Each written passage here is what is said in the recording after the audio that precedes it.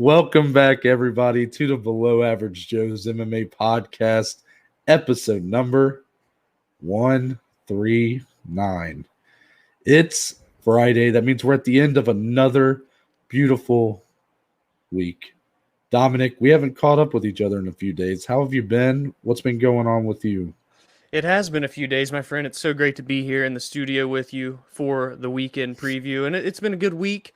Nothing too crazy going on. A little golf extravaganza on Monday. Actually wearing my glasses currently, if you guys can't tell, because I'm taking some eye medication. If you know me, I have my pros and cons with my eyes, my battles here and there. Noah knows especially. So maybe next week I'll be back to the contacts. So enjoy the glasses while they last there. But it's been a good week, my friend. It's great to catch up with you. The first week of fantasy football is over with. I won in one league, lost in another. How have you been doing this week? Well, I'm not talking about fantasy football again. You will not bring me to that level. I just had to give everyone the update on the first week. You had to give everybody an update on the Dominators. I get it. Exactly. Your favorite team. Yes. It's been a good week. Uneventful, as I'm sure Dominic can picture based on what I told him off camera. But not a lot going on for me this week. Just really been just waiting with anticipation for the next time I could step in the studio and record another episode with the King D. And we're back here again for the Friday edition. That means this episode is the MMA Weekend Preview. It's back after 1 week off. Obviously, a week ago today, we did a Reddit roundtable. Appreciate the support on that episode. A lot of fun. A lot of fun with the Reddit roundtables. And, that was just because we didn't have enough to really feel like we could talk about for a whole episode. That Monday weekend recap was kind of barely able to be an episode, really. I mean, we were struggling to find enough to talk about to make that an episode, but by golly, we persevered. We're back. Yep. So, Dominic, anything to go over before we hop straight into the fight announcements? I think we get right into the MMA action, baby. Let's do it. This is all December. The lead up, 25 days of Christmas, 25 days of fights. It starts on December 4th with quite a fun fight, in my opinion. Brad Tavares versus Brendan Allen. Brendan Allen gets his first shot at top 15. It's what he wanted. It's what he called for. He gets it here with the veteran Brad Tavares, who, I might add, has looked pretty good at his last couple outings. What do you think of this one on December 4th? I love this one, man. It's, for Tavares, a guy that's just always been in there in the toughest of fights, fought the toughest of guys, and he's always in that 10 to 15 range where he's super durable. He'll lose big fights, but also win some. He's been looking really good as of late. Brendan Allen finally has a chance to crack into the top 15. He's saying a lot of people didn't want to fight him. Brad Tavares is surely the guy to welcome him into the rankings.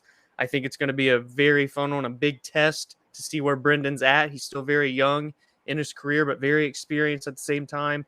And as I said with Tavares, he's been there and done that. Can he stop another young up-and-comer and maybe launch himself back into the top 10? I think that's a great fight. Yeah, Brad Tavares has kind of struggled with activity over the last couple of years. He's been a little more inconsistent in how often he's fighting, but that seems to have been straightened out this year. I think he's fought twice this year, maybe only once, but he did fight. If not twice, he fought late in the 2020s. So it appears that he is kind of back on track, which is just something you like to see because Brad Tavares always comes in looking to put on a good fight. Yeah. And, Brendan Allen does the same. We had a big setback with Allen. At least we thought at the time it was a big setback when he lost to Sean Strickland. And now looking how far Sean Strickland has taken it, doesn't look too bad now. But I digress. A day later, December 5th. This is about ONE FC, their 10-year anniversary, a.k.a. this event will be called ONE X. Yes. Bam. Boom. Oops. Sorry, I bumped my mic a little bit there. I was waiting on the whole mic to just collapse on me. So December 5th, we had this event announced. This was announced on Ariel Helwani's relaunched MMA Hour. The I guess president, owner of ONE FC. I don't know what his official title is. He has all the He titles. came on there. Yeah, he came on there at the very beginning to sort of announce this event and some of the fights for it. So you got Gary Tonon versus Thon Lee on there. Gary Tonon, a master or a I guess legend in the submission grappling world. You got the bantamweight title on the line. Bibiano Fernandes looking to defend against John Lineker, UFC veteran. That one should be fun.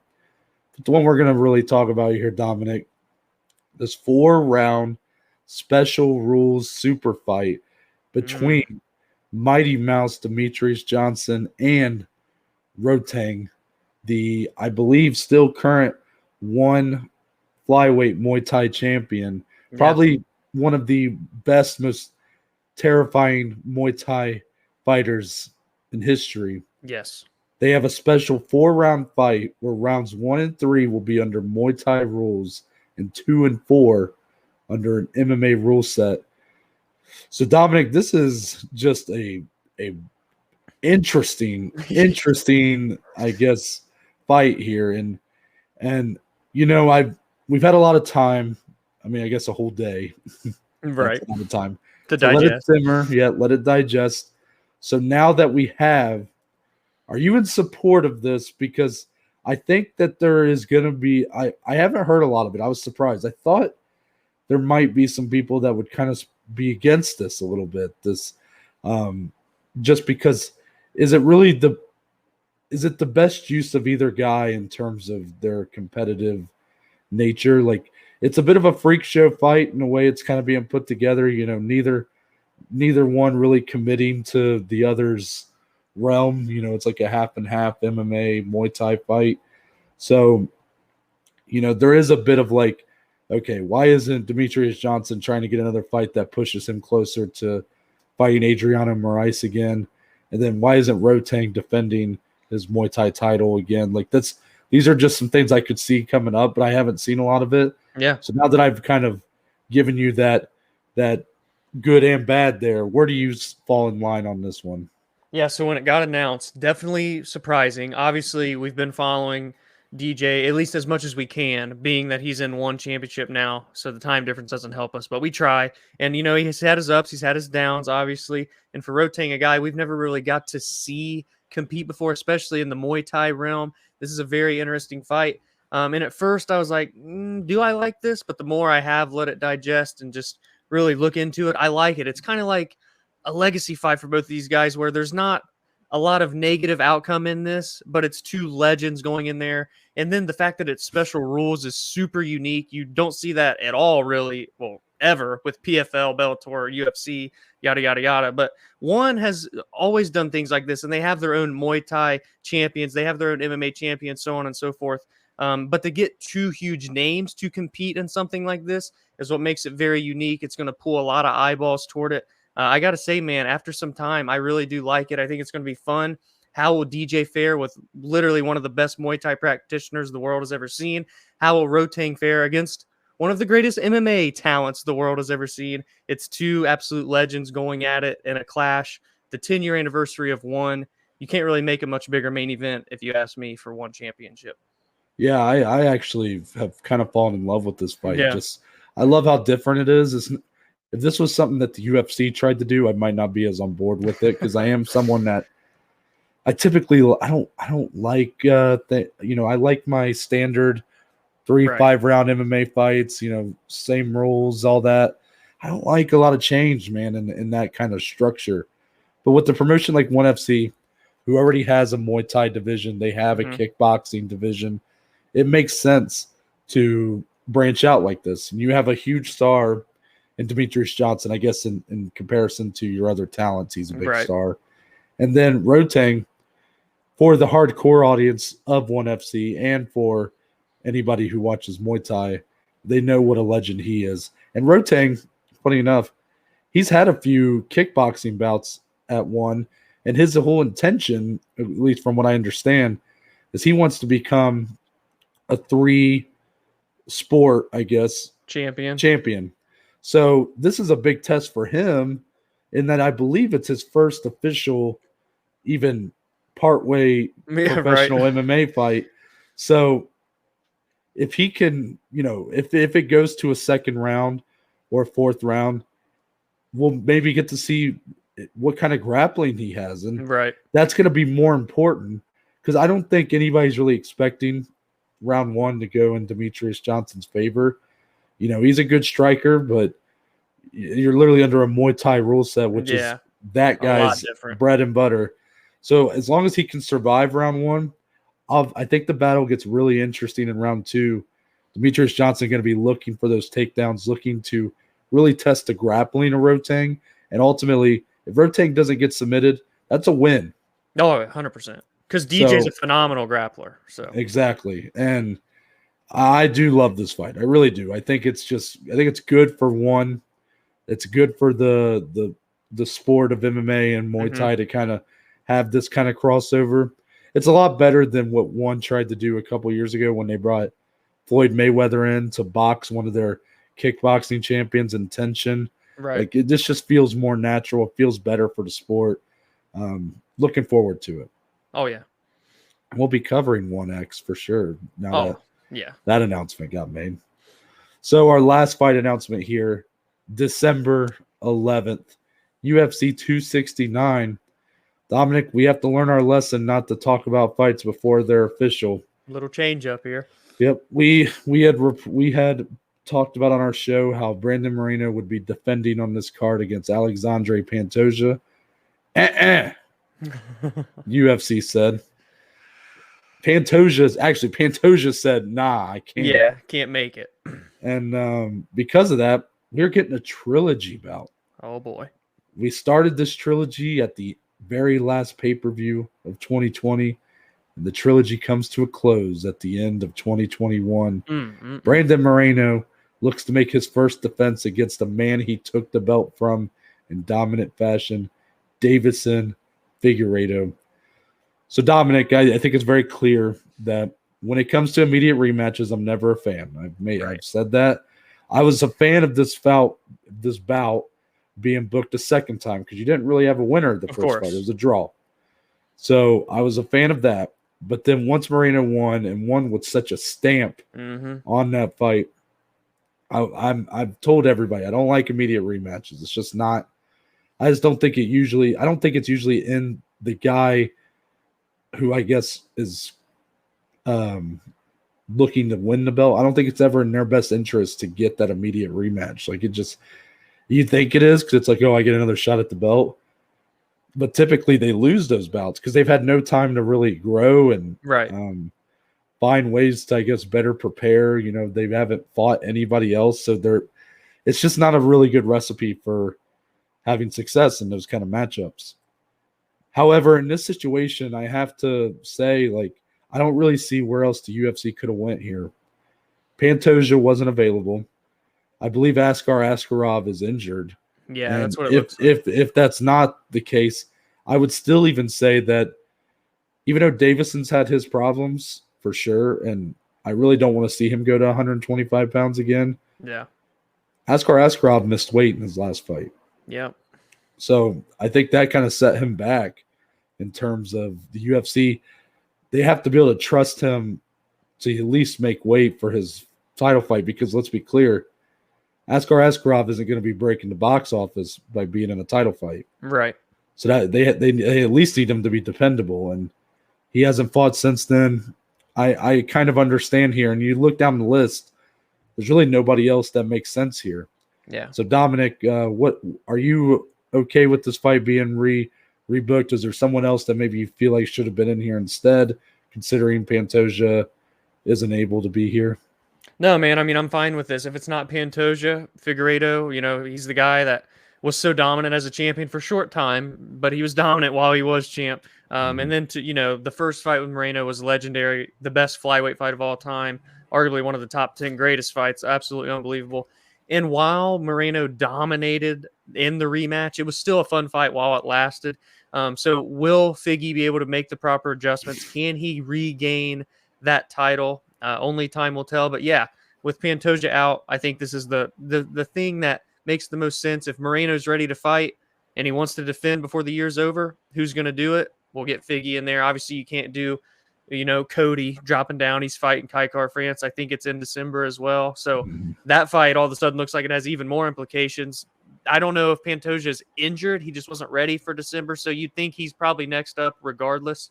But I digress. I'm ready for it. Another trilogy. I feel like we've been getting a lot of them this past year. So why not add another one to the history books? Not only trilogies, I think a lot of, I guess, controversial rematches, immediate rematches at that. You got Zhang Weili getting an immediate rematch with Rose. Jorge Masvidal got an immediate rematch with Kamaru Usman. Some people, I think that's, I don't know if that's just a trend this year, or if that's what you normally see, but again, I've kind of grown. I grew on the Masvidal Usman fight, and I'm not against the whole Weili Rose thing like a lot of people are. So I'm not too upset about it, but I do think you are. I have been seeing a lot of controversy with this kind of booking online. But at the end of the day, people speak with their wallets, and people are going to buy this fight due to the fact that the first fight was amazing. Second fight had such a feel-good win to it.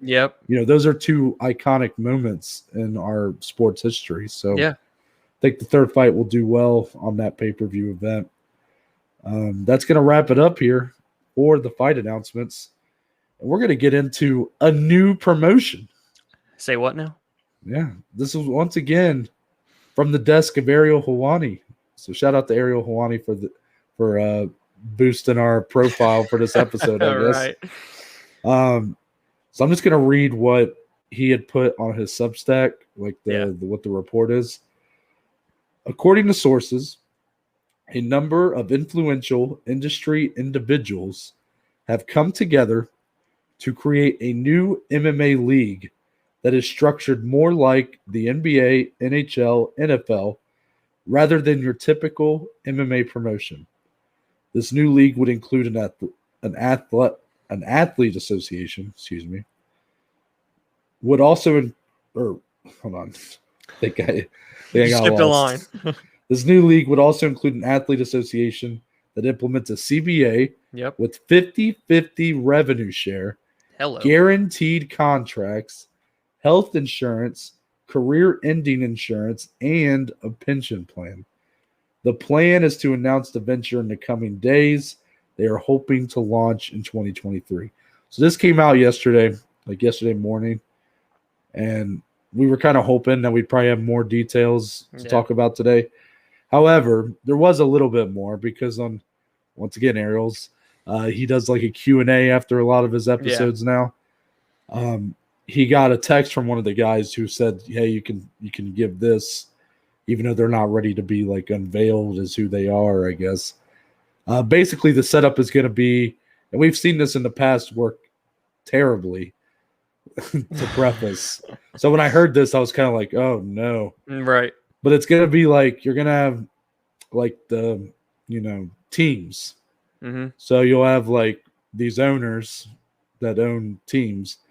And they said through a free agency or a draft, will have rosters of fighters that will essentially compete with the other teams. Yes. Yeah. Now, Dominic, I've unveiled all this. I've given you a lot of details here. There's a lot to kind of go through. Where does your mind go when you hear this? Are you optimistic about this new venture? Are you a little pessimistic? Where does your mind go when you hear about this new promotion? So I do think that competition is great for the world and sport of MMA. Obviously, PFL, Bellator, UFC, One Championship, Ryzen, LFA, all the fun stuff. Competition is good because you get to see more talent, more names, more money, so on and so forth. So when you look at this initially and you see, we've got an athlete association with a collective bargaining agreement, 50-50 revenue, insurance, pension plans, all this stuff, you think, well, that's incredible because we've really not seen anything like that before in MMA, no matter what promotion you cross. So that's awesome in terms of the fighters, their careers, their lives after fighting. That's incredible news. Now, in terms of the breakdown of how the league may work with teams, that's interesting to me because fighting is the most one-on-one individual sport you can find. You know what I mean? Outside, obviously, wrestling and all the combat sports are one-on-one essentially. So it's weird. I get it in terms of like, okay, we're gonna have an owner with the team. So do we have one heavyweight, one light heavyweight, so on and so forth, like one fighter from each weight class, and then we're gonna fight, this team over here and fight his heavyweight. And then it's like, how do you determine who's the best? Is there regular season, playoffs, championship in terms of like kind of how the PFL does it? They don't have teams, but they have I think season and stuff. That's the understanding. So that's what I imagine it would work like, which, is definitely interesting. I like unique things like that. The PFL always pulls me in with the way they do there. So this could always pull me in too. We'll kind of see how the unveiling goes of it. I don't want to be super optimistic because at the end of the day, it is very hard to just start up a promotion. Now, if it's a lot, one other thing that's very interesting is that it says a number of influential industry individuals. Are we talking former fighters, former coaches, trainers, people that have been in the UFC and now they're, in other promotions? Like, what is this? I mean, it might be just a group. It might just be a group of executives. Well, obviously that in terms of the money, but in terms of like are we going to have coaches of these teams? Like, there's just a lot of questions here in terms of how it will play out. I can't say I'm not intrigued. Obviously, I can't wait to find out further information. And again, if all of this is true in terms of the benefits for fighters, that's the biggest takeaway here for me, in hopes that, it does turn out successful. So we'll see. It's definitely going to throw a wrench into some things. It's going to add a little bit more spice on the weekends for MMA fighting, especially that it's going to come in potentially, less than 2 years now. So we'll see what happens. But that's my initial thoughts right now, with not much more information than what you have read. Yeah, I mean, that's a good point. It's fair to be one way or the other if you're optimistic, pessimistic about it. I mean, that's completely fair. We've seen some promotions, there's still some here today. Bellator, PFL, ONE FC is about to celebrate 10-year anniversary. Bellator has been around for probably about 15 years. I think 14, 15, yeah. Yeah, I mean, a lot of these promotions started out in the same sort of way. And, it is a viable business opportunity, but this model, I'm not 100% sure if this model, and I'm not even talking about the benefits here. I'm talking about this structure of like a NBA, NFL, NHL league type system. I just don't know if it works for fighting. It feels like the UFC has done such a good job of getting their brand and the sport of MMA onto the level, like it's at least closer than it's ever been to the level of Major League Baseball. Mainstream sports, yeah. If you let me finish, yes. I'm just kidding. But yes, to the level of mainstream sports. And the thing is, though, at the end of the day, the professional fighters, while they are athletes, and some of them are very athletic athletes at that, they're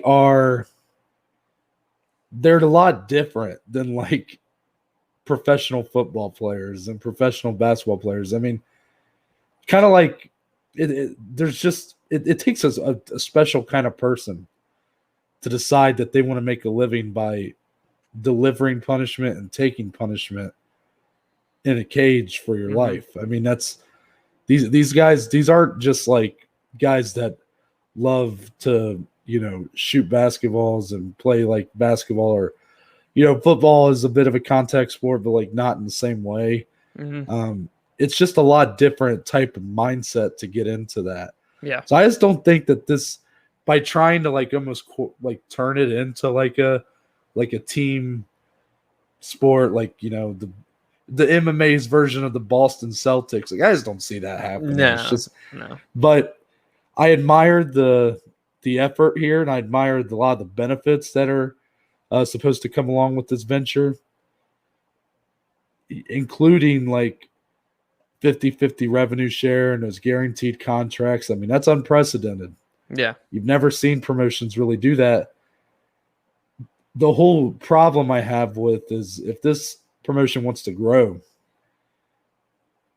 this is not the fastest moving model to get growth. I mean, just to be honest, you're competing against the UFC, who for one, and other promotions who have years on you. But you're going to be the one that's like the most giving. So therefore, I mean, the UFC has grown as much as it has because of their model, which underpays its fighters more than likely. But that's what's got them so much growth, is that they are retaining so much of their earnings. So by allowing 50% of your revenue to go to the fighters as a growing promotion, it's not going to be the fastest growing promotion out there. So I just want people's expectations to be in check. I admire the effort. I hope it works out, and I would love to support it in any way that we can. But I want people to, like, I saw people saying like, "Oh, Dana's shaking right now." Guys, he does not care. Yeah, that man probably doesn't even know this is going on. Maybe somewhere down the line, years and years from now, if all goes well, this promotion could basically either one, overtake the industry, or more likely make a big enough splash that the UFC, Bellator, these other more established promotions may have to change some of their policies to make themselves more reliable to its fighters, which would be awesome. Yeah. So I don't know. I like it, but I'm a little cautious of getting, over excited about it. Agreed. Oh yeah, it's the best way you really can put it. Let's move on to the Contender Series. Week 3. Dominic, it's like Christmas for you every week. Every Tuesday. And we're 3 weeks in. There has been one contract given for every fight. Yeah. For every fight that's been had. And now look, guys, I know I've been that guy that's I've been pooing on the Contender Series a little bit, even though I still enjoy it. I went to the lab, I went to the kitchen, cooked up a new recipe, decided this is how I'm going to watch, I'm going to mental switch, find my inner zen. And I watched these, and it was the most enjoyment I probably had watching Contender Series, probably since I've started watching it. I mean, really, if I'm being 100% honest, this is like the first season that I've like really stuck to watching it week in, week out. And this week, while I'm still going to have a complaint, right. I was able to just kind of go, man, these are great fights. Or what a knockout. What a submission. I guess that's what I should say. There was no knockouts on this one. All subs. But I just, I lived in the moment, man. I just enjoyed the fights. Yeah. So, Dominic, 5 contracts given out for 6 fights. We did have our first winner to not receive a contract, Mr. Mo Miller from Canton, Ohio. Yeah, shout out. Up. But regardless, Dominic, what were your thoughts? Any performances that stand out to you? And I'll just let you go where you want to go with it. Yeah, man, my biggest standout performance, week 3, Jack Della Maddalena. I'm not going to mention any other names. Noah, I'll let you do your thing. But yeah, he was my biggest standout performance, an absolute barn burner, one of the greatest fights, if not the greatest. There's a lot of fights on Contender Series, so I'm just going to say one of the best fights we've ever seen on Tuesday Night Contender. Absolutely amazing against Ange Lusa. An incredible bout where Jack found himself facing a lot of adversity, eating shots on the ground or on the feet, escaped a very tight triangle choke submission or arm triangle choke on the ground. So I love when we can see these young guys not only look incredible, but also face adversity at the same time, because you realize that as they continue to climb these ranks, it's never going to be perfect. It's never going to be, I'm just going to go in and cleanly knock out this guy or submit this guy. There's going to be adversity as they climb the ranks. So we see it early in their career. What can they do?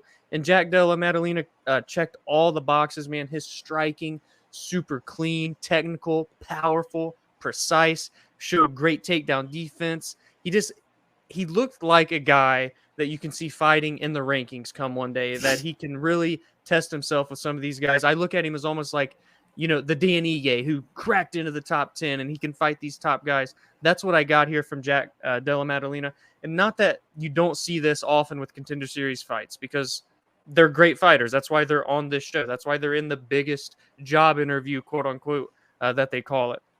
But rarely do I feel as I watch where I'm like, okay, this guy or girl felt very special. And that's what I felt watching this one, an absolute barn burner of a fight. Very young, Australian market behind him. We know how big that's been getting with the UFC and MMA in general lately. So Jack Della Maddalena, the biggest performance, biggest standout for me of week 3 of the Contender Series. Well said. I definitely agree when it comes to Jack in terms of his boxing. Just expert level, man. I mean, the guys, some of the combinations he was throwing were just so well timed and well executed. And Anglosa, to his credit, I expect him to be back. Training partner of Kamaru Usman. And this fight was so good that people online were calling for both guys to get a contract. Dana didn't even really acknowledge it. I was calling for it. He gave a loser a contract in week 1. Yeah. But didn't do it here. However, my biggest standout, it's got to be, as soon as I saw the hair-beard combination, I knew it was game over.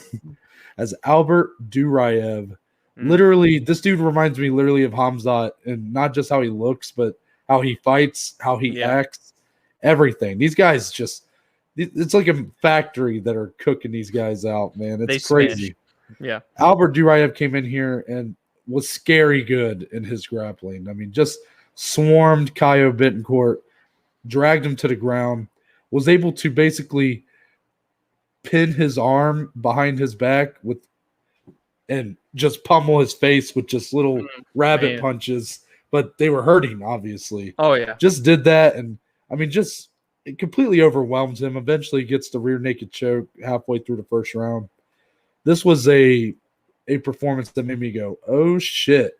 Yeah. This guy's gonna make a big splash here. Duraev, a little note about him: he had a falling out with a different promotion.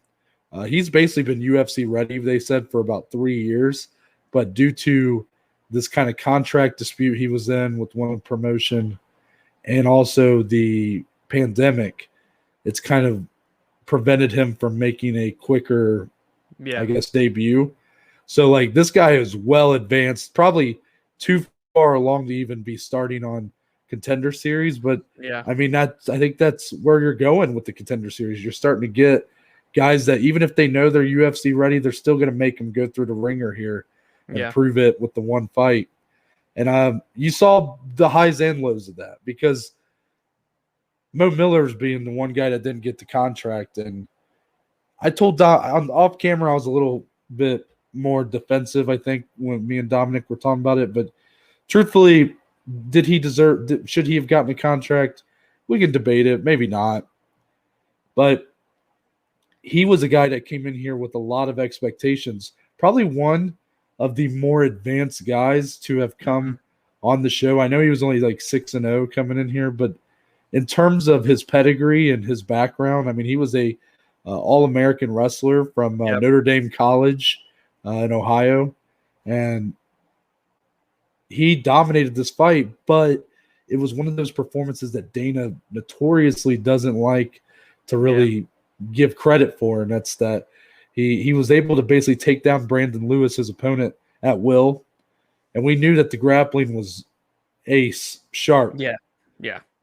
But anytime he had a chance to maybe show what he could do on the feet, or once he got it to the ground where it came time to maybe do some ground and pound, he tended to just play it a little safe, in my opinion. Yeah. And I think that's ultimately where you saw the lack of a contract given out. I don't really agree with Dana's estimation of the fight, where he kind of said, oh, I just don't know if he's quite ready yet. I was kind of like, I think he's ready. I mean, he's right. It's the bantamweight division, which is one of the tougher divisions out there. But considering he's a grapple-heavy fighter, I think that would actually bode well for him in that division. I agree. However, I understand not giving him a contract. What I don't understand is I felt like he was more impressive than someone who did get a contract on this episode, and that's the Mhm. heavyweight. Everybody's kind of talked about it already. Lucas Brzeski, I think that's how you pronounce his last name. Lucas Brzeski, maybe that's what it is. He got the submission win over Dylan Potter, the Phantom Tap. Yeah. I clearly felt the tap, is what Mhm. Lucas Brzeski said. And yeah, these were two heavyweights slinging lunch boxes at one another. The problem I have here is that Dylan Potter stepped in on just a couple days' notice, Yeah. and Brzeski still didn't really show me anything. I mean, there was really nothing here. Like in the first round, he started out kind of strong, landing some good shots at range, but then he gassed pretty quickly, and obviously his opponent did too.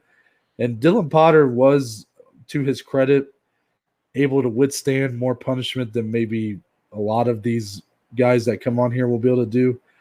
But it kind of just turned into both guys kind of throwing the same exchange at one another, just hard overhand rights.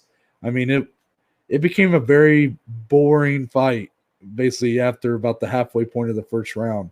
Yeah. Brzeski did get the submission win, and I know his opponent didn't tap, but let's be honest, he probably would have tapped or gone to sleep in a few seconds, or if he somehow got out of it, I think that fight was just going to go to a decision.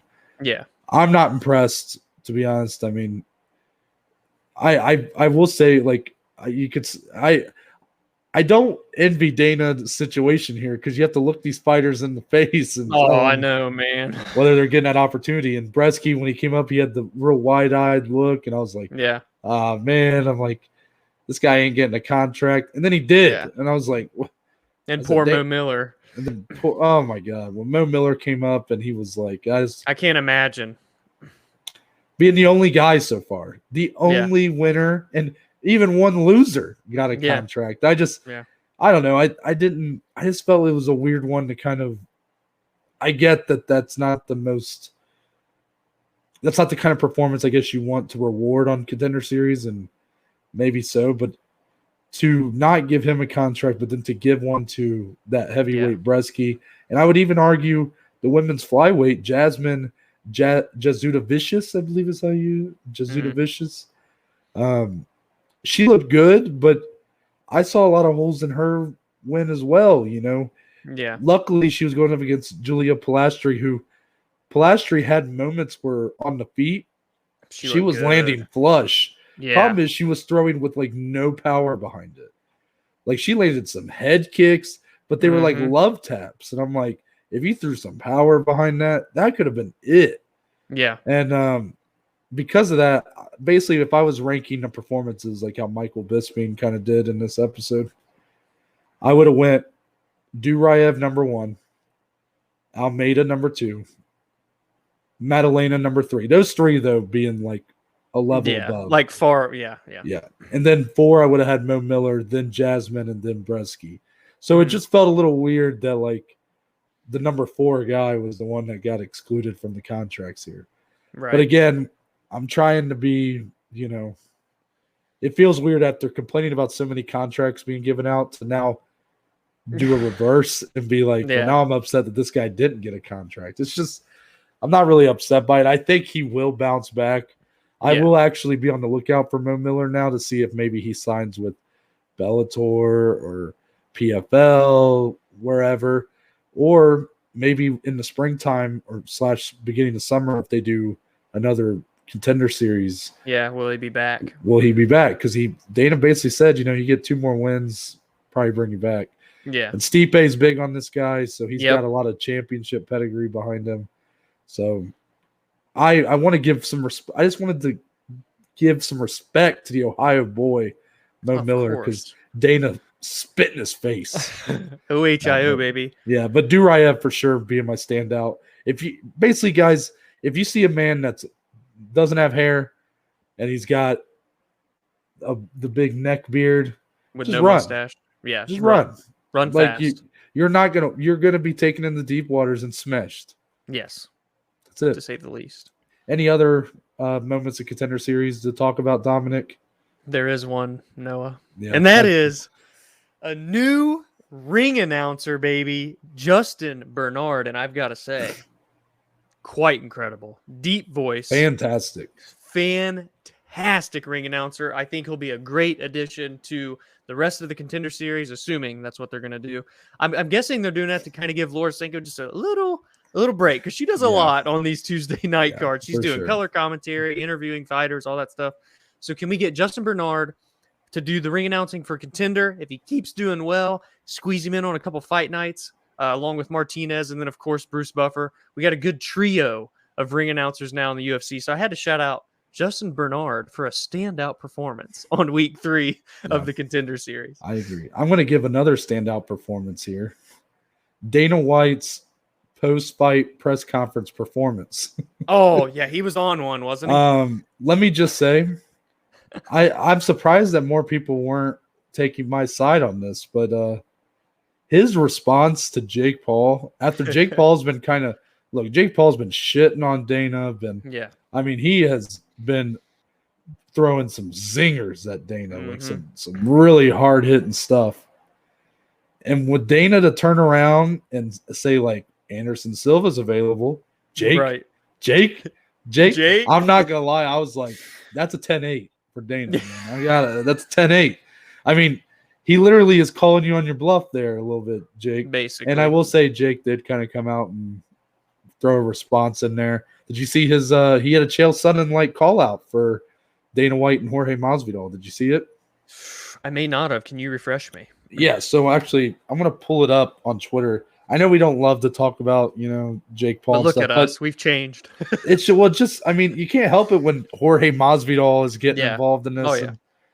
So he posted basically now this was after the Contender Series? Yeah, so this was yesterday. Okay. So Jake Paul tweeted, like, at Dana White, why are you so scared to get embarrassed? And then it's like a note that has more typed out. And it has in quotations, Anderson's out, Jake. And he says, I want your star talent. You're in their prime strikers, so I can exploit their lack of boxing ability. So let's do this. Me versus Jorge Masvidal and Amanda Serrano versus Amanda Nunes. If we win, you let any of your fighters fight me going forward. If we lose, I leave you in your exploitive business alone. Dana. That literally reminded me of the call out of Chael Sonnen versus when he called out Anderson the second time. Yep. If you beat me, I'll leave the UFC. That's what this look. I mean, it's pro wrestling, guys. That's what it's turned into. So I won't really. I just wanted to know if I saw that and I was like, okay, but like, why won't you fight Anderson Silva? See what happens on Tuesday nights, baby. Yeah. Everybody needs to watch Contender Series. It's really entertaining as long as you don't focus on the contracts like me. Okay, here we go. So moving on from that, we're going to actually get into the action of the weekend to look forward to. It's time. It starts with the biggest fight of the weekend. Bellator 266. Yes. They have officially surpassed the UFC in number of events. Have. They spent years doing Friday and Saturday cards, or they were basically doing 2 numbered events per week for a while. And it all paid off. They have finally. I've been wondering when this day was going to come, and here we are, and it's headlined by the Soldier of God, Yoel Romero, and he gets his debut fight here for the promotion against number 3 ranked Phil Davis. Phil Davis, of course, former UFC veteran as well. Yeah. And former. I didn't know. I've made this mistake once on this podcast. He is the former Bellator light heavyweight champion, just to be clear. So, Dominic, let's get into this fight because this is the biggest fight for MMA this weekend, in my opinion. So, shout out to Bellator for having a couple of those under their belt this year. Yeah, true. Where did you, in your mind, I almost coughed right there, so kind of grunting. When you're looking at this fight, I guess, how do you see this fight going? And is this a good debut for Yoel Romero, or is it a bit too much of a risk? Is there Is there better, obviously we missed out on the Rumble Johnson debut fight, but is this like a good, second, I guess, attempt at a debut fight here against Phil Davis? Yeah, I think this is fantastic for Romero because obviously we know he fell out of his fight in May due to the eye injury. So if you're Bellator here, you kind of got to look, okay, we got the Grand Prix going on. So how can we get Yoel into this division and really catapult him in? Well, enter Phil Davis, who lost in the first round of the Grand Prix to current champion Vadim Nemkov. So he's ready to fight again. And it's going to be one of the biggest fights of Phil Davis's career in terms of a name value opponent, Yoel Romero, welcoming him to Bellator, proving he can still hang with not only UFC talent, but Bellator, of course. So I think this is a great fight. Phil Davis, a guy that been around for a long time. A lot of fights in the UFC, a lot of fights in Bellator, former champion, a perennial contender really in both of the organizations, 22-6, a guy that has good grappling, a long, rangy guy. So, it is a good test because Yoel, he's coming up. We've never seen him at light heavyweight before. This is really intriguing aspect of the fight for me because we know how strong he is. We know how powerful, how explosive he is. Is he still going to have that speed? Is he still going to be able to have cardio to go with Phil Davis, who's so used to this weight class? Time will tell. We'll see this weekend, of course. But Yoel, obviously a fantastic wrestler, a former Olympic silver medalist, challenged for titles in the UFC all the time. It felt like every fight he had was a title fight. Unless he missed weight, then it wasn't for him, but it was for his opponent. I digress. But a very explosive. He has knockout power, 11 finishes by knockout. So I think it is a very, very good welcoming because if Yoel wins, and obviously if you're Bellator, you're thinking, well, this is a future star. I know he's 44, but he's still one of the biggest stars, or can be, I should say, one of the biggest stars in their promotion. So if he beats Phil Davis, he's launched into the top 3 of their rankings. And all of a sudden it's like, okay, is he going to await the champion of the Grand Prix? Like, what are we going to do with him here? Or fight another guy that loses from the Grand Prix? So it's big for Bellator. It's a good fight for Yoel. And again, for Davis, an opportunity to beat a former UFC title challenger, keep himself in talks of the elite in the light heavyweight division in Bellator as well. And stylistically, man, I think it is interesting because there's a lot of intangibles here with the wrestling, with the striking. You got a rangy guy that likes the distance and work for the takedowns, where Yoel, we don't really see the guy get taken down much. So can Davis get him to the ground? Can he hold him there? Is Yoel going to use some of his offensive wrestling? Because as good as he is, you don't see it much. He loves striking and getting into barn burners outside of his fight with Israel Adesanya. We won't talk about it. So I really do like this fight. It's the biggest fight of the weekend for MMA, as Noah said, and I'm really looking forward to it, man. It's the long-awaited debut of Yoel Romero in Bellator. See, I'm actually not as thrilled, I guess, about this matchup, mostly because I think it's just a big risk here. And I'm not talking about Yoel Romero if he loses. Everybody knows that, like, I don't like giving matchups, so I'm glad that he's being matched up against a tough opponent, and, he's going to have to prove it. Yeah. The problem is Phil Davis is a son of a bitch. Because even when you beat Phil Davis, it's kind of like back in the day if you had to face the final boss. And I'm going to specifically talk about Mortal Kombat, even though, Dominic, I know you haven't played it. Whenever you face Shao Kahn in Mortal Kombat, he is such a son of a bitch to try to beat that you basically have to find like one thing that works and spam it. Yeah. So then once you beat him, it's like, well, I didn't really feel like I won. It kind of just felt like I exploited a weakness in the fucking game system or something. Yeah. That's how beating Phil Davis must feel like. Because nobody who beats him looks good doing it. He tends to really bring out the worst, like, I guess, fight styles of his opponents. I respect the hell out of Phil Davis. He's had a great career. Not the most exciting fighter in the world. And he tends to drag his opponents into that kind of fight. Slowed down, grapple heavy. And that's fine. That's well and good. But Yoel Romero is coming off one of the worst title fights in history against Adesanya. I don't think this guy can afford another stinker like that. Yeah. And that's really what's at risk here, in my opinion, because This is Yoel Romero's debut at 205 pounds, going up against a big 205 pounder. Oh, yeah. And because of that, I mean, Yoel Romero, who was used to being one of the largest middleweights there are, and therefore being always the guy with the strength advantage, with the, I guess, just overall just being able to bully people, that he doesn't have that anymore. Yeah. Even right away against Phil Davis. Phil Davis is the bigger guy. He might be the stronger guy. And when it comes to grappling, I'm not even going to entertain it, Dom. I know you have. I'm not entertaining Yoel Romero's grappling. He doesn't do it. I know. He doesn't wrestle. Crazy. As good as it is, he doesn't use it. So I'm not even going to entertain it.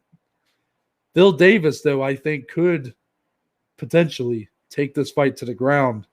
It just depends on how powerful he is compared to Yoel Romero at 205 pounds. I'm just saying that Yoel's going to have to get used to that size difference in the cage.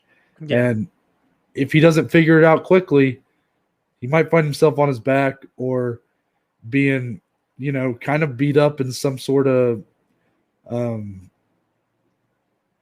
don't know. The more I think about this fight, I get a little nervous. I'm a little nervous for Yoel Romero. And I'm not saying, Phil Davis wins. That's huge for him and could potentially put him back in line for a title shot as well. But, we do want to see Yoel Romero look good here. I mean, there's a lot of big fights for him out there in Bellator, including the one that we missed out on against Anthony Rumble Johnson. Of course.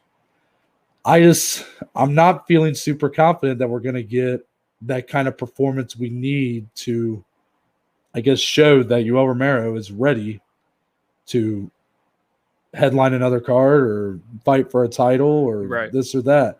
We might get a very boring fight here. That's just the reality. I appreciate the honesty and the interesting take, though, because you really never know. So, we'll see. I mean, if Yoel goes in there and just fucking knocks his clock off in the first couple minutes, then hey, man, there you go. I mean, that Yoel is totally capable of doing that.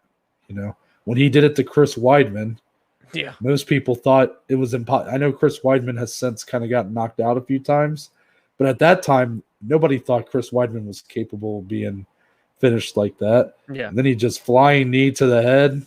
Come on, dude. Yoel Romero is electric. He's electric. One of my favorite fighters of all time.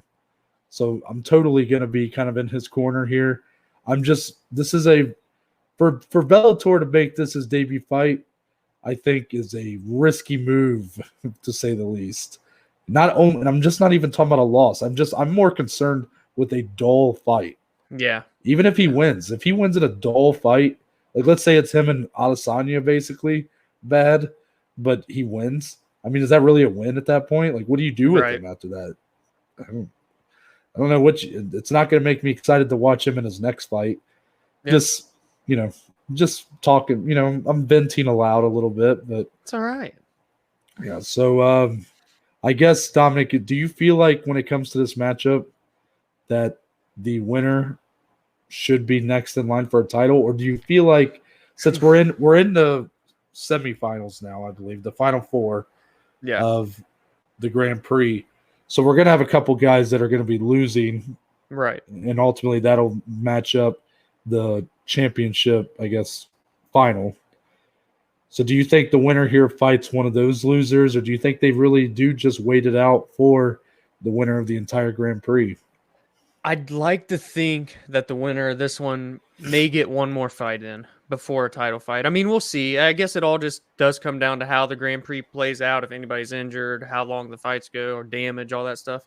But like, say Rumble were to lose, and then win or lose for Yoel, you could still make that fight, especially coming off of a win. So, yeah, I definitely see the winner of this getting one more in just because the Grand Prix is still playing out. One more against one of these guys that lose out of the Grand Prix and then kind of sit pretty and wait for the champion of the tournament. So, all right, I like that. I do like that. Let's move on to the UFC. Yeah, this is actually one of those rarities where Bellator and the UFC are competing for the weekend. Yeah, the same night, both on Saturdays. So we've mentioned Yoel Romero. We think Bill Davis is the biggest fight of the weekend, but no slouch following behind is Anthony Smith in his UFC leading 8th main event since July 2018. It's crazy, man. Going up against Ryan Spann, who is making his first headlining appearance in the UFC. So, Dominic, that in itself tells a story. Anthony Smith, this is a guy that's going to be used to this moment here. Yep. Being headlining where the lights shine brightest. You know, we've seen him win and lose in that situation, but I don't think it's going to be a mental I don't think there's going to be any sort of mental negatives for him coming in here. Yeah. Ryan Spann, on the other hand, has been a guy that's had an iffy run and is ultimately kind of being put into a headlining spot where really, I don't know if he's really earned that kind of credibility yet. So it's a big test for him here. How do you see this fight playing out? And what's really at stake for both guys here? So this fight is really hard for me because it's just Anthony Smith is seemingly just so good everywhere. He's a guy that has a lot of power and very technical boxing and striking, very long, rangy. He's a guy that's a low-key 6'4". Like you look at him, you're like, you wouldn't think it for whatever reason, but when he fought John Jones and he's looking him eye to eye, you're like, wait a minute, this guy's pretty damn big. So it's because he used to fight at middleweight too, which is crazy. But anyway, the size of Anthony Smith paired with his abilities here, and Ryan Spann, they call him Superman for a reason. This dude is a humongous man, 6'5", 79-inch reach. Another guy that has good striking. He's powerful, but man, on the ground, he's an ace. He's got 11 submissions. You don't see that a lot in light heavyweight, but so does Anthony Smith, man. This guy has some of the most low-key, underrated jiu-jitsu in the game. And then he had that submission win in his last not his last outing, but when he submitted Devin Clark, he had his last outing was Jimmy Crute. But he's looked good lately. He's looking to make it 3 straight wins here. And the way that these styles kind of clash here, it's so hard for me. I know we don't make predictions, but just in my head, as I go through what could happen, there's so many intangibles because on the feet, I feel like they're pretty even. They're both long, both rangy, both have good striking. On the ground, I feel like they're equally as capable offensively and defensively. So what are we going to get here between these guys is the biggest question for me in terms of what could come next. I mean, Anthony, again, it's title gatekeeping is a tough job, and we're not saying it as a slight to him because it's a guy that's been there, fought for the title, had a skid. He's fighting back now. He's got his last 2 fights were against prospects, essentially. Devin Clark's not a prospect. He's been in the UFC for a while. But he was trying to enter into that top 10 of the division. And then Jimmy Crute, one of the biggest prospects in all of the UFC right now. And now he's getting Ryan Spann, who is a former Contender Series guy. He's 5-1 in the UFC, so he's had a decent amount of fights, but by far the biggest test. So is he going to let this younger up-and-comer pass him and get into the rankings, or is Anthony Smith going to stop another hype train, quote-unquote, and then can he get back into that contender talk? And then, obviously, Ryan Spann, as Noah already hinted, it's by far his biggest test yet. Can he pass with flying colors? Can he crack into that top 10? Can he prove that although he is 5-1, there is this strange kind of aura surrounding his career and kind of where he is at in his in this stage? So can he show out in his first main event?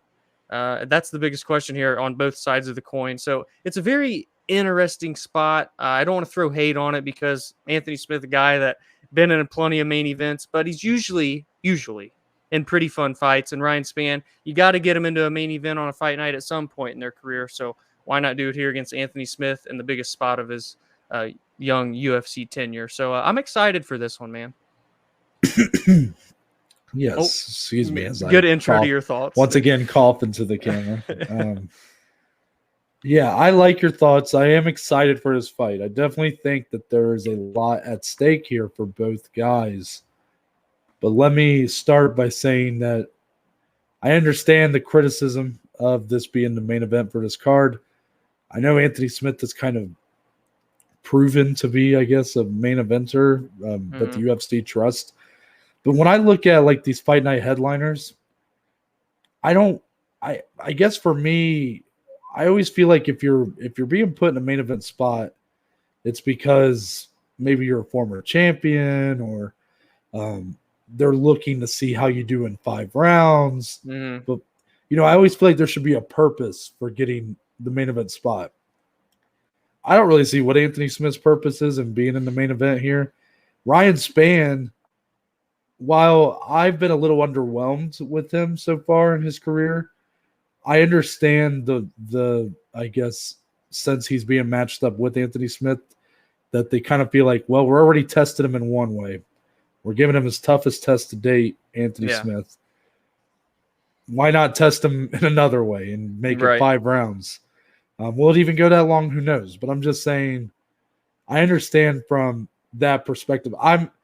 If Anthony Smith was facing, if Anthony Smith and Jimmy Crute, the fight that already took place, if that was this fight, this main event would make a lot more sense to me, because I think Jimmy Crute just has a higher ceiling than Ryan Spann. Okay. I'm not huge on Ryan Spann, to be honest with you.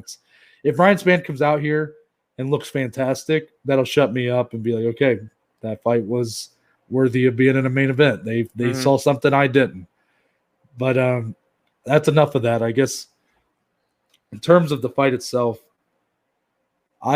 you're right. It's a tough fight to predict because both guys are kind of tough to evaluate sometimes. Both are, I would say, really good on the ground. Even though Ryan Spann leans on it more. Yeah. Anthony Smith is very underrated on the ground. We're constantly going to bat for his jiu-jitsu, it feels like. On the feet, I would say Anthony Smith is the better striker. I just think Ryan Spann might carry more power. Yeah. And I think that's going to be the story here, because Anthony Smith, and this is not the, I guess, most foolproof way to evaluate. I lean a lot on that Alexander Rakic fight. That fight did a lot for my evaluation of Anthony Smith, and I know that wasn't a good fight for him. I'm not saying that Anthony Smith is a great fighter and should be treated as such, but that fight definitely showed me where I think a lot of his weaknesses lie, and I think a lot of times it's when he's going up against a bigger, stronger opponent who really, if Anthony Smith can't, I guess, implement his game plan first, he's going to get bullied. He's not a big guy at light heavyweight. He's tall, you're right, but he was a former middleweight. He is undersized as a light heavyweight. And Ryan Spann is the same type of matchup here, where he's not going to be kicking Anthony Smith's legs off like Rakic did.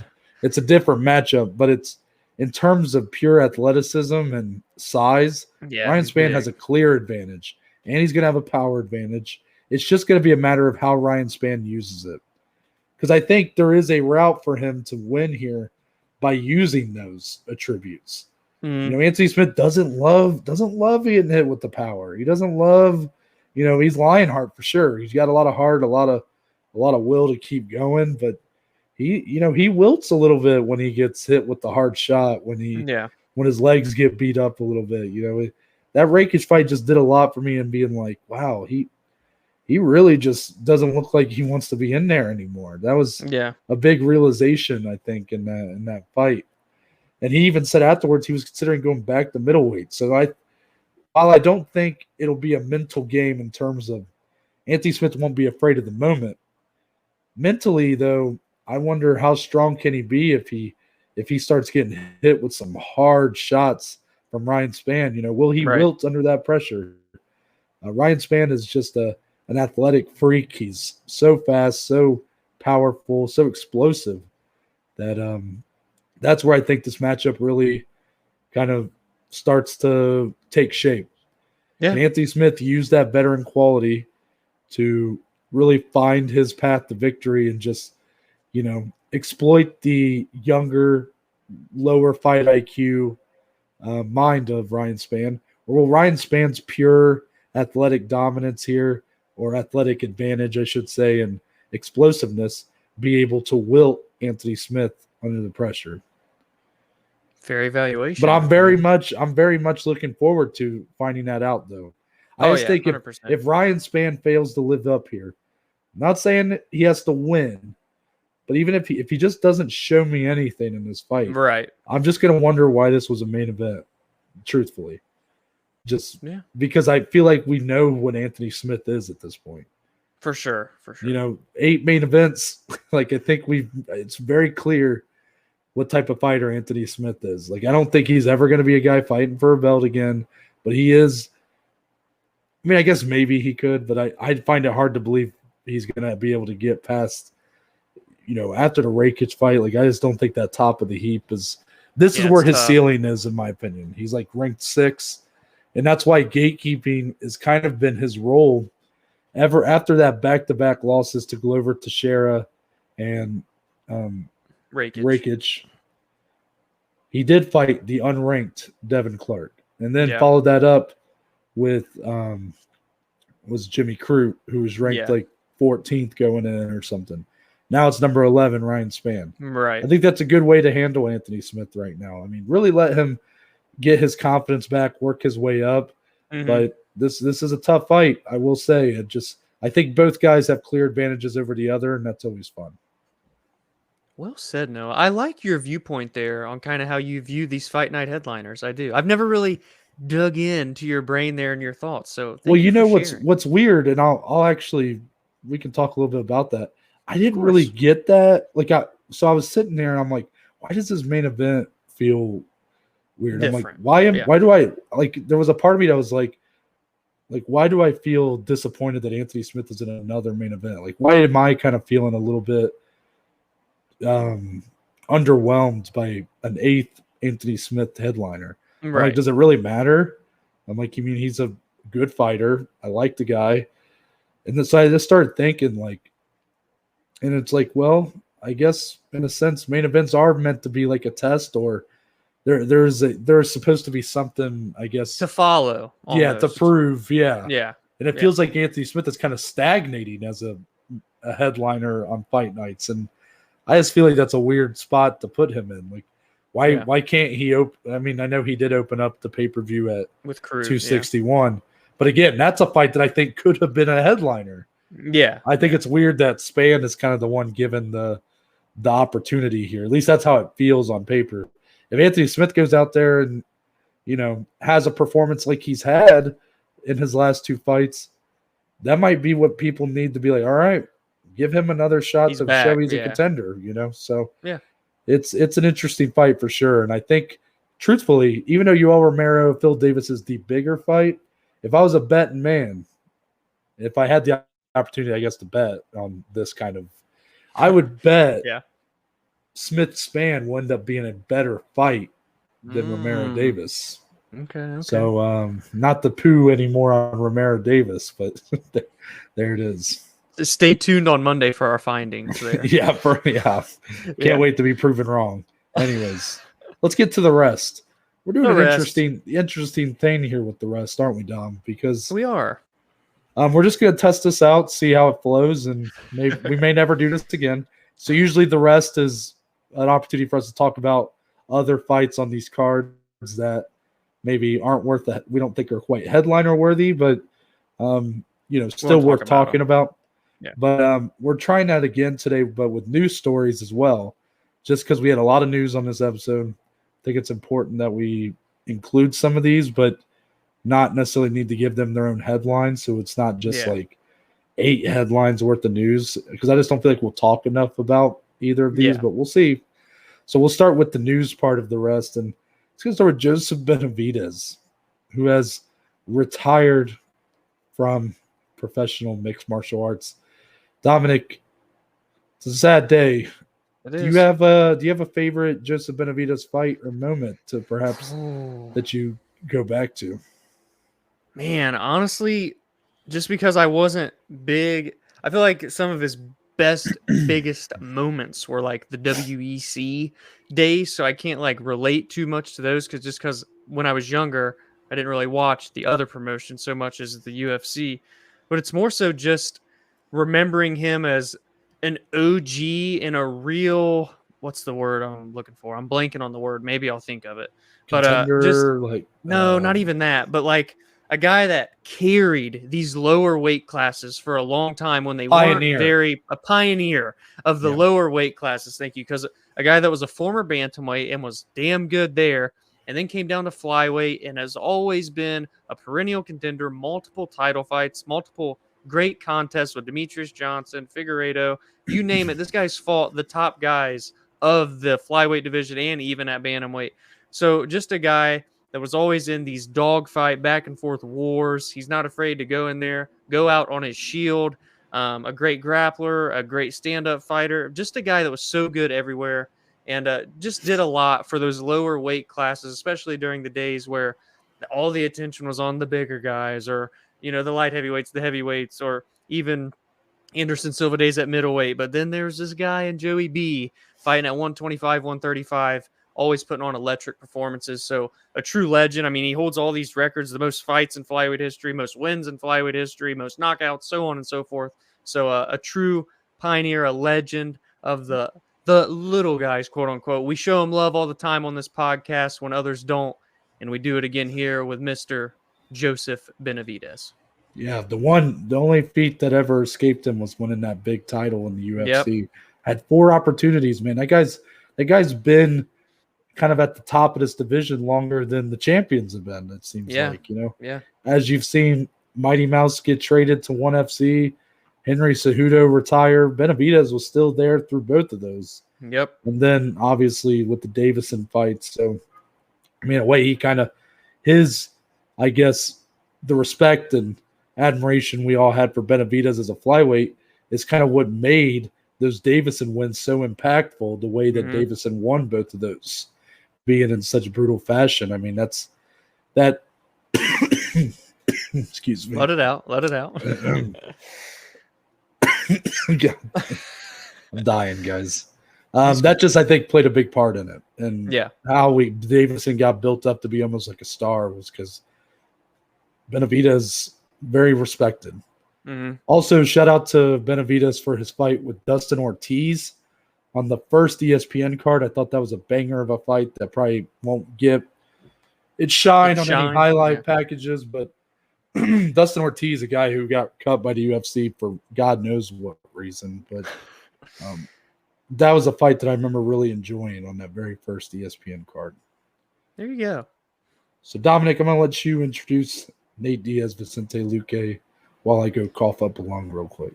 Okay, fair enough. So, essentially, as we all know, after Luque's last outing against Chiesa, he essentially called for Nate Diaz. He's a top 5 guy right now, but it's a guy that's always in these fun back and forth bangers, and he wants that with his opponents as well. So he's saying, I want to be that guy that interests Nate Diaz, because you always hear Nate saying, I want these real fighters, these guys that are going to go out there and either get knocked out or knock you out.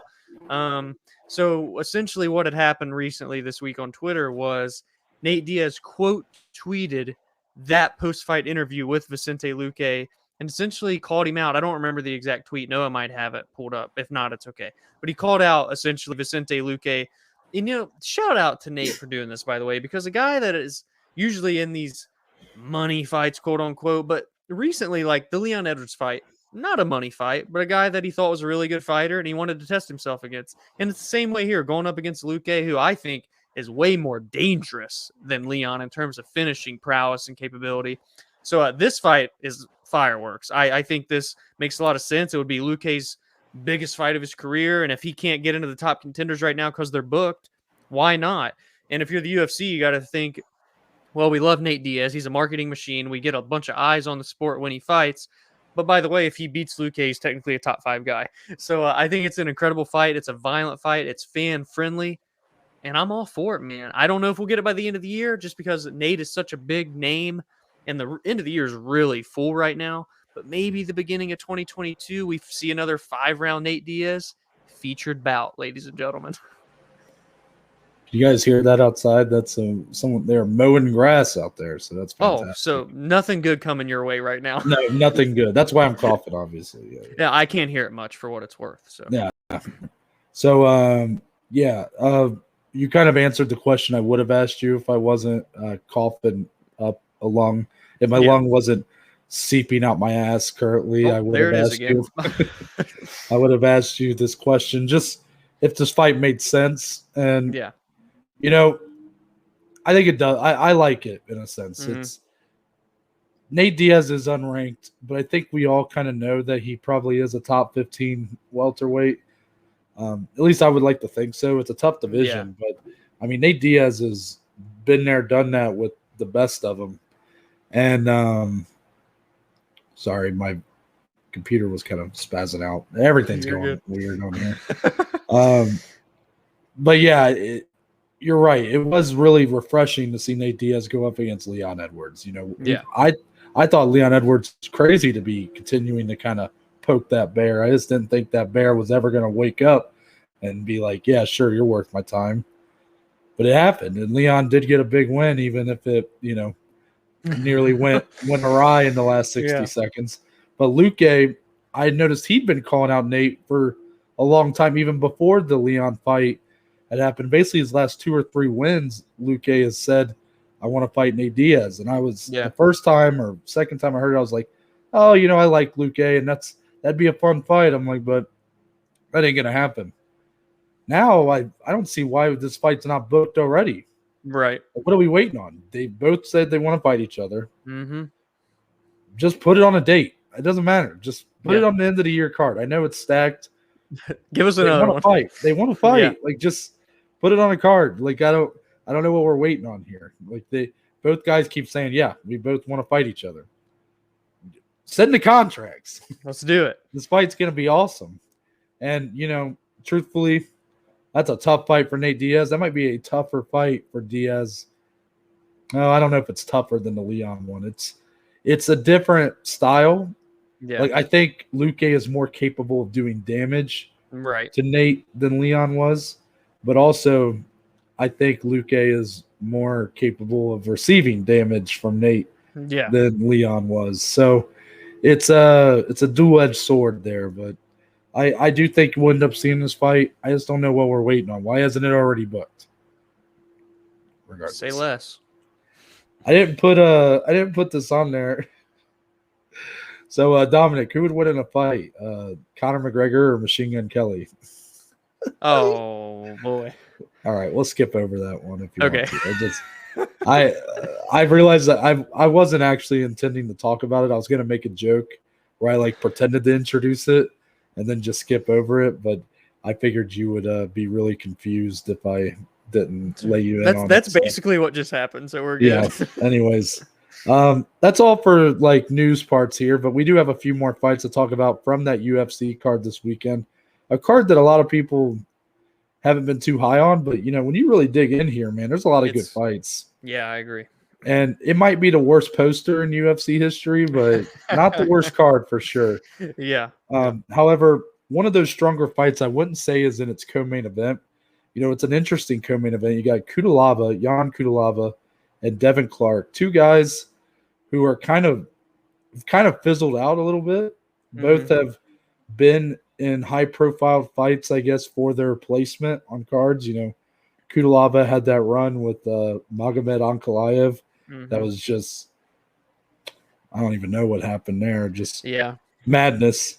And then Devin Clark obviously got put into a main event slot with Anthony Smith. So both have kind of had their faltering moments in high-profile fights, but both capable of very fun performances as well. Kudalava is going to be the bigger guy here and the more aggressive fighter for sure. Devin Clark probably the more poised and collected. Yes. So it'll be interesting to see kind of which style ends up taking place more often. Do you get a more patient fight, or does this fight just turn into a wild brawl? Which guy is able to drag the other into their world? 100%. Yeah. I would add more to that fight, but that's exactly what I was going to say. Kudalava is going to come out and try and take Devin's head off, or Devin's going to try and really slow it down and make it his pace over the course of 3 rounds is how I see that one. So, yeah. Yeah. Kudalava is one of the reasons why it's unfortunate we do this before weigh-ins and face-offs and all that, because Kudalava always be causing some problems at these face-offs. He grabbed Dustin Jacoby, but that was just – what the fuck was going on there? That was when he scared Khalil Roundtree, when he just yelled in his face randomly. Yeah, he's in fun face-offs. Yeah. The fight that I'm most excited for outside of the main event, though, This is fun. lightweight division. This fight has some big implications. Arman Saryukin and Christos Iagos go head to head.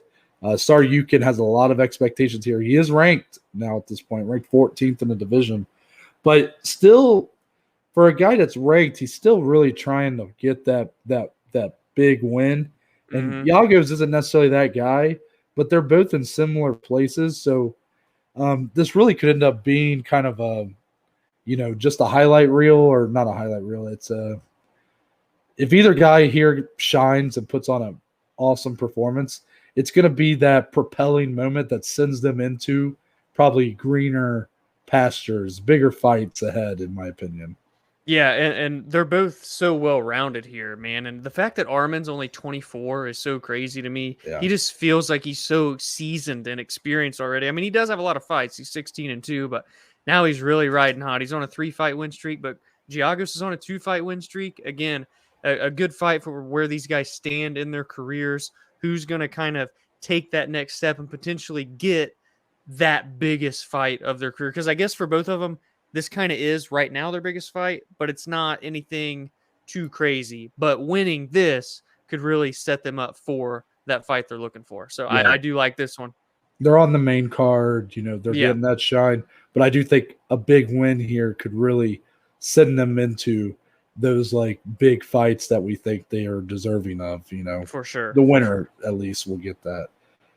Also, I mean, if we want to keep going down here, Joaquin Buckley is back going up against Antonio Arroyo. Antonio Arroyo, Contender Series veteran, who's had a tough run of things. He's 0-2 in the UFC, but those 2 losses are both to decent opponents, I believe. I'll actually have to look that up while we're talking about this. But Joaquin Buckley looking for a big bounce back. Obviously, he won. He got the Joey for knockout of the year for that knockout over Impa Kazaganai, who's also on this card, and we'll talk about him in a minute. And then followed that up with another awesome knockout of I forget the guy's name, Jordan Wright. Yeah. And then, however, he goes up against Alessio Di Chirico, who looked like was on his last leg in the promotion.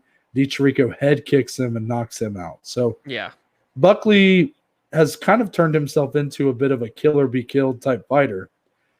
He faced Kevin Holland, got finished in that fight a while back, kind of before Kevin Holland was Kevin Holland. So Buckley's really kind of got that reputation now as like a guy who his fights are, you blink and you might miss what happens, whether he's winning or losing. And now against Antonio Arroyo, who has his back against the wall. Arroyo showed in his last fight with Darren Wynn, his takedown defense is just lackluster, to say the best.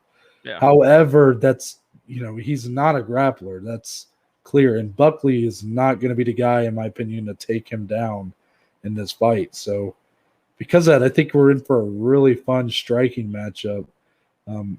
One that I would probably side with Buckley on, but I think Arroyo still hasn't gotten a chance to really show his full arsenal of weapons due to these kind of matchups with grapplers and whatnot. So I'm looking forward to that one for sure. That one's a sneaky fight of the night type feel. Oh, yeah. This is an absolute car crash, head-on collision here between these two guys. And for Arroyo, I just must add, being 0-2, like Noah said, back against the wall, if he loses here, he may just be gone out of the UFC. So I'm looking to see if he may just have a little bit extra motivation to come out and really look for a big win against a guy who, while he's 2-2 in the UFC, is quite a big name in terms of unranked fighters in Joaquin Buckley. So that is going to be very fun, very violent for however long it lasts, that is. Yeah, I'm going to let you kind of give your thoughts first on this one. The women's bantamweight fight, number 12 ranked, Fanny Kianzad and Raquel Pennington. Raquel Pennington being kind of the veteran of this division, while Penny's really on the best run of her career. What do you see with this one, Dominic? Is there any implications for the winner here that maybe they might be in for a big matchup next? Yeah, I mean, I think this is a big fight for Penny simply because while Raquel isn't ranked, which is strange, we talked about that off recording, but I don't want to get much into that. It's one of her biggest tests of her career because Raquel has been in there and done that with the who's who of women's MMA in the UFC and Invicta, before Invicta. I mean, she really is someone that has really been going out and putting on fights for years and years now. Super experienced. And for Penny, she's experienced as well, but she's on a 4-fight win streak. She's really coming into her all right now in the UFC. So should she win here, I think there is a big top 10 opportunity next for her. And truthfully, if Raquel wins, the same way, because before she was taken out of the rankings, she was always a top 10 person anyway. I think her most recent win was against Moreno last June. So it's not like she's coming in off of a loss or anything. She's not always in the funnest of fights, but that doesn't take away from, who she's been in there with and the tough test she's had to pass. So I think this is a fun one. I'm glad Noah put it in here in the rest. I didn't expect him to, but I think there are some pretty decent implications here, especially for the winner. I mean, Raquel Pennington opened up the year 2020 in a co-main event against Holly Holm on a Conor McGregor card, the McGregor-Cerrone card. So it's true. Inactivity has costed her a bit here, but obviously a win here would boost her right back into that top 10 range. So, it's a minor setback in my opinion for her, but this is the opportunity she needs to kind of get herself back in there. But Penny she's on the best run she's been on in her whole career at this point. Yeah. She, even when she was fighting for Invicta, she had 3 straight losses, things like that. Hasn't had the cleanest of careers, but right now she seems to be putting it all together at the right time. Exactly. And I guess the last question here, Dominic, is there any other fights on this card that, we haven't touched on yet that maybe viewers should be on the lookout for if they plan on watching this from top to bottom? If I got to give one other fight on the card, prelim to main card, this is a 15-fight card, by the way, ladies and gentlemen. It's going to be a long night of fights. Thank goodness it's one of the early cards. But I got to go the main card opener, Mike Rodriguez and Tafon Nchukwu. I think it's going to be a very violent fight. Tafon, a Contender Series alum. He did lose in his last UFC fight, but I think he's 5-1, 6-1. So he's only got one loss. Mike Rodriguez, always in fun, barn burner style fights. I think that's going to be a low-key banger in that light heavyweight division to kick off the main card. Yeah, Tafon Nchukwu, that he showed how green he was in his last fight, but that's why each time he comes out, you got to watch him because he's going to be growing a lot by performance. So definitely watch out for that one. Mike Rodriguez as well, a guy that always comes for a good banger. And, Nchukwu might, in his last fight, he seemed a bit hesitant to get into the firefight. So I'll see if Mike Rodriguez can maybe bring that out of him. The fight for me is going to be the one I already mentioned, Impa Kazaganai, Carlston Harris. Have to. I know Dominic would have probably mentioned this one if we hadn't talked about it off camera. Kazaganai and Harris, these are two guys that both are just fucking killers right now. And Kazaganai is looking better than he's ever looked. And again, another Contender Series guy, had a decent run at 170 pounds until he was on the receiving end of the knockout of the year by Joaquin Buckley. So because of that, he's moved up to 185 pounds. His last fight, he looked incredible. Yes. Now he goes up against Carlston Harris, who is the veteran of the two, has more fights of the two, I believe. A guy in his own right that's been on a nice win streak, who's looked good in his UFC performances thus far. This is just going to be an all-around fun fight, and one that I'm going to be looking to see kind of where it shows Impa's at right now. Is he going to soar through this fight? And I'm going to be like, whoa, this guy might be already top 15. Or is he going to have some stumble, split decision type performance? And I'm like, all right, he's still got some growth to do. Or is he going to lose and be like, well, back to the drawing board? There's a lot at stake, it feels like, for Impa Kazaganai here, for a guy who's so fresh and young into his career thus far. Yeah. But that's going to wrap it up for this quite long edition of the MMA Weekend Preview. Give us your thoughts about all these fights, any of the news stories as well. We'll tell you how to do that here in a second. Next week, I believe we'll be back on Monday, and then probably back on Friday, potentially a Wednesday episode. Who knows? We'll see. We're always sneaking. We're always, we just sneak them in nowadays. Yeah. So until then, Dominic, tell the good people where they can find you on social media. You can find me on Twitter, on Instagram at DSlee14. More importantly, Go follow, engage, interact with the podcast on Twitter, on Instagram at BAJ_MMA podcast.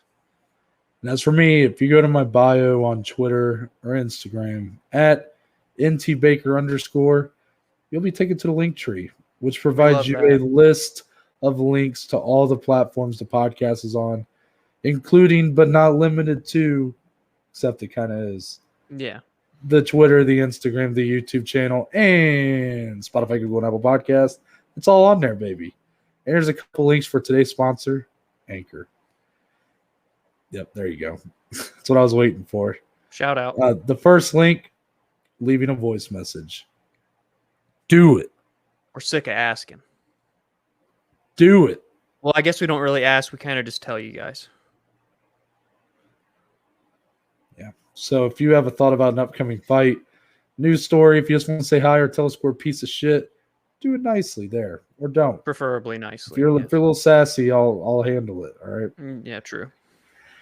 Or there's another link on there if you want to become a supporter of the podcast. That just provides us with a few dollars a month. All that money goes back into improving the quality of the podcast, whether it be getting better internet or perhaps so me and Dominic can be more alert, get us some pumpkin spice lattes before the episode. I don't know.